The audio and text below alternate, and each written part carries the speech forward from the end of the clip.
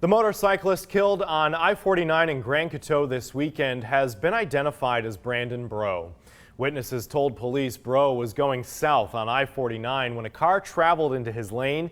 While trying to avoid being hit, police say Breaux lost control of his motorcycle, crossed the median, and ended up in the northbound lanes of traffic. That's when he crashed into a car and was thrown from the motorcycle. Both people in the car were also taken to the hospital for serious injuries. This crash is renewing a conversation about safety this time of year when more motorcycles are on the road. Taylor Toole joins us live in studio with the stories of families affected by crashes just like this. Taylor? Good evening, Jim. Many bikers in the community tell me they are heartbroken by an apparent increase in crashes involving motorcycles, especially those that end up fatal. And for some right here in Lafayette, it hits even closer to home.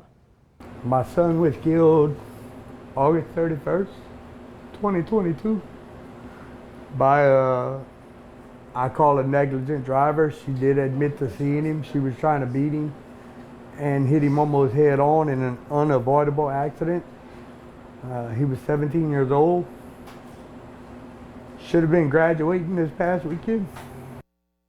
You just heard from Andrew LeBlanc, a biker most of his life. He tells me he continues to live through his worst nightmare every day following the death of his son Nathan. An honors student at Acadiana High, Nathan had been biking for about a year when he died in that fatal crash while leaving work one evening. But LeBlanc tells me his family sadly isn't the only one affected by incidents like this. His friend Jude Hebert was riding in Youngsville near Southside High when he was sideswiped by a young driver, ripping off his leg, shattering his hand, and losing part of his pinky finger. For Hebert, what he says was the worst physical pain in his life now translates into a sense of guilt when it comes to providing for his wife and family.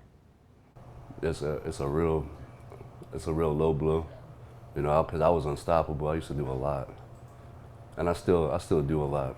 But she didn't have to carry none of that load she carries now. I used to carry all that.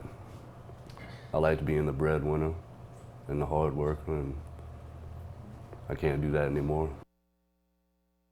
Now, according to the State Highway Safety Commission, more motorcyclists are expected on the road as the weather gets warmer. And with that, state troopers are urging people to drive with extra caution. I did some digging, and statewide as of today, Louisiana State Police reports investigating at least 530 crashes involving motorcycles and related vehicles this year alone, 51 of those being from Lafayette Parish. Compare that to the entire year of 2022, when reports show troopers investigating almost 1,600. 120 of those were from Lafayette Parish as well. Now, you can hear more from these families tonight at 6, but for now, I'm Taylor Toole sending it back to Jim. All right, Taylor, thanks.